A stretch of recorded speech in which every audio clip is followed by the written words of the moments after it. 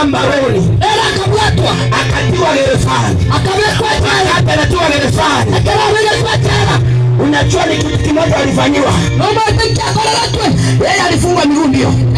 Akasimama magoro yeye, akafungwa na mikono ndio. Akasimama magoro yeye, Lakini wakasahau kufunga kinywa chake. Wakema kubwata munua ya bakile. Kinywa ndicho kilikuwa kinamtukuza Mungu. Mama nuona walikumutasi manyasa. Akiwa gerezani, Akalala sachela. hakukumbuka chakula, Tayola tembage. hakukumbuka bibi, Tayola tabakumba. hakukumbuka watoto. Tayola tabana.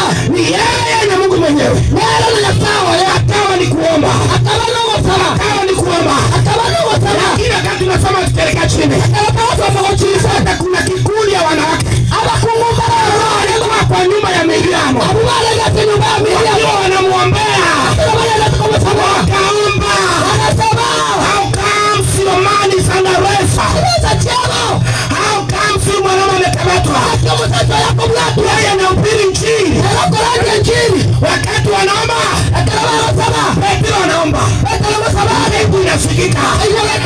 Now it came a time when the heaven is responding. Ikatumana malaika, malaika inashuka, haikuzuiliwa na mlango. Yesu. Maandiko yanasema kwamba milango ilikuwa imefungwa sijui mara 3 ama 4.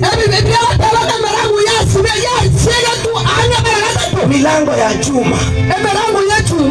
Petro naye amefungwa mikono, amefungwa miguu, na hawakuridhika, wakamwekea mlinzi.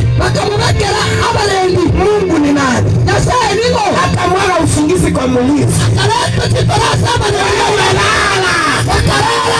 It is a time my man is now wanted to go out. The angel of the Lord appeared in the prison. Akaingia ndani, kapata Petro ameomba mpaka amechoka na amelala. Malaika ikaingia, nimetumwa kwa sababu ya mtu ule mmoja hapa, nimetumwa kwa sababu ya mwanaume wa Injili hapa, kwa sababu ya mwanaume wa neno. Wapi yule? Wakati anampata anapiga teke kwa upavu wake, Petro anaamuka.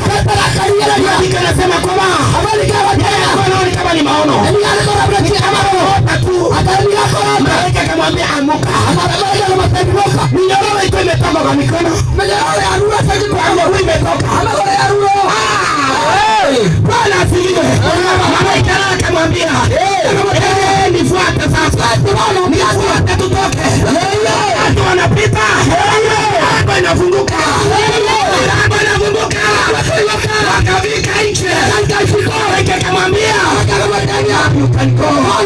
Wakati Petro anafika nje, anasema haya, niko nje, niko kwa prison tena, kaza safari kwa nyumba ya Miriamu. Anafikia wanawake wanapiga maombi, piga maombi. Yesu sio wa siku hizi. Injili ni ya Jumapili, Jumatatu mpaka Jumamosi, wako saruni, wanachongoa mpaka pasi. Uliona vile pasi alivaa? Akile sio mguu. Unamuona hata shindwa katika jina la Yesu. Haleluya. Badala ya kujaa vitabu vya neno katika nyumba yako, kwa nyumba yako kumejaa vichanuo vya nywele, kumejaa viatu vya aina tofauti, nguo zingine umesahau ulinunua mwaka gani, mafuta ingine ujui unapaka wapi. Ukiambiwa uende mafungo, kwa pochi yako unachukua kangumu, unaweka juice, nasema hii ni maji, lakini ndani yake kuna kangumu. Lakini unapiga maombi, uko kwa kichaka, Ukiingia kwa maombi sasa umeshindwa.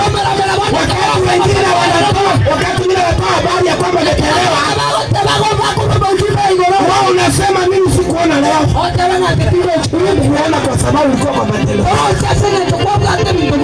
Hukuona kwa sababu ulienda kukula. Hukuona kwa sababu you were not prepared. Instead of God preparing you, you gave your chance to the devil. And the devil made it better to prepare you the war. Ukifika nyumbani pata mtoto amelala kwa mlango, ameinua mlango juu. Ni nini inaendelea? Mungu inasokota.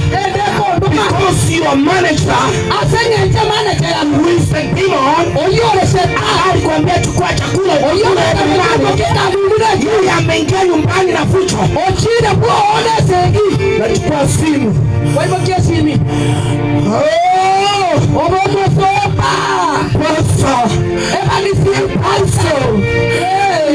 Kwa shetani ametangulia. Wakati mchungaji anasema pepo ishindwe, hata wewe hauna aibu unasema ashindwe. Nani ashindwe na yako kwa? Ashindwe ile yako.